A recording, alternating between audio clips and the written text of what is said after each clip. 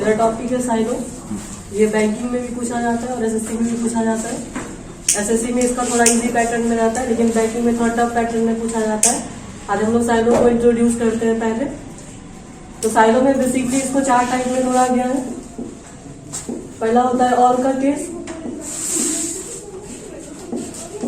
दूसरा होता है सम का केस,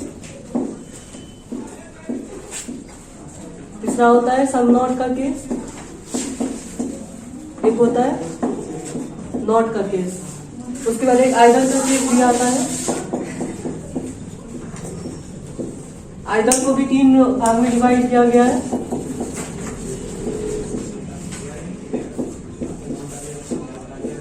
पहला होता है सम और नॉट,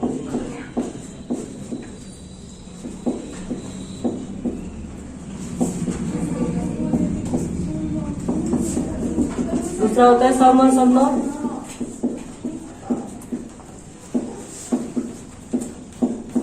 तीसरा होता है ऑल प्लस सम नॉट। ये इसका बेसिक रूल होता है। अब इसको हम लोग टेरिटरी के हिसाब से तोड़ते हैं। जैसे कि हम अगर फर्स्ट केस ऑल का लेते हैं, तो ऑल का जो हम टेरिटरी बनाएंगे उसके लिए एग्जांपल लेंगे, जैसे ऑल ए आर बी।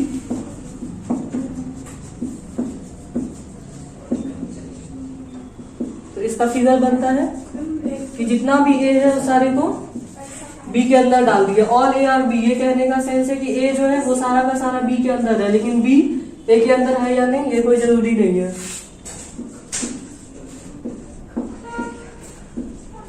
दूसरा लेता है सम का केस। सम के लिए एग्जांपल लेते हैं, सम ए आर बी। तो इसका मतलब होता है कि ए का जो कुछ पार्ट है वो बी है। अगर ए का कुछ पार्ट बी होगा तो इसका मतलब है कि बी का भी जो कुछ पार्ट होगा वो ए के अंदर आएगा। तो ये जो ए और बी के बीच का पार्ट है ये कॉमन होगा।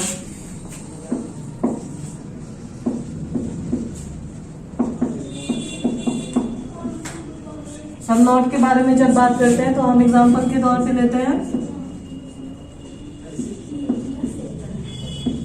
सम ए आर नॉट बी। इसका मतलब है कि ए का कुछ पार्ट बी नहीं है। ये कंफर्म दिया हुआ है कि ए का जो कुछ पार्ट है वो बी नहीं है, लेकिन बी के बारे में कुछ भी नहीं कहा गया है। तो ए का कुछ पार्ट है वो बी हो भी सकता है और नहीं भी हो सकता है, लेकिन ये जो पार्ट है ये पार्ट कभी भी ए का बी नहीं होगा। तो सम ए आर नॉट बी, उसका फिगर हम लोग ऐसे लेंगे। लास्ट है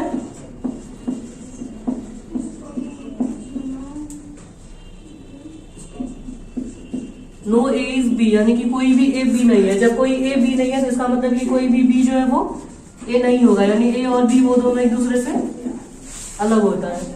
जब आइदर के केस में आते हैं तो आइदर में क्या होता है, सब्जेक्ट और प्रेडिकेट जो मेरा दिया हुआ है कंक्लूजन में, दोनों कंक्लूजन में सेम होना चाहिए। जैसे कि इसका एक एग्जांपल लेते हैं, जैसे सम ए आर बी होना चाहिए और नो ए इस बी होना चाहिए। तो इसका मतलब है कि ये सम है ये नो है। सम और नॉट का केस है, उसके बाद ए और बी दोनों में है। इसका मतलब ये जो केस होगा वो आइदर में जाएगा, लेकिन आइदर में तभी जाएगा जब ये दोनों स्टेटमेंट के द्वारा फॉलो नहीं करेगा और मेरा कंक्लूजन रॉन्ग होगा। फिर वैसे ही सम और सम नॉट का आता है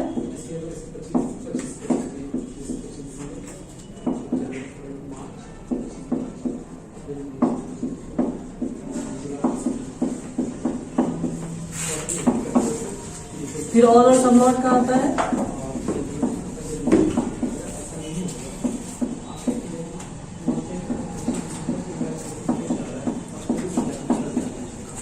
तो ये तभी सही होगा जब कंक्लूजन फॉलो नहीं करेगा स्टेटमेंट से, और ये जो भी है सम और नॉट रहेगा, सम या सम नॉट रहेगा, और या सम नॉट रहेगा, और सब्जेक्ट प्रेडिकेट सबका सेम होगा। और एक बात इसमें ये होता है कि जो चीज डायरेक्टली लिखा हुआ है स्टेटमेंट में, अगर वो डायरेक्ट कंक्लूजन में लिखा रहे तो वो गलत होता है। ये साइलो का पूरा इंट्रोडक्शन है।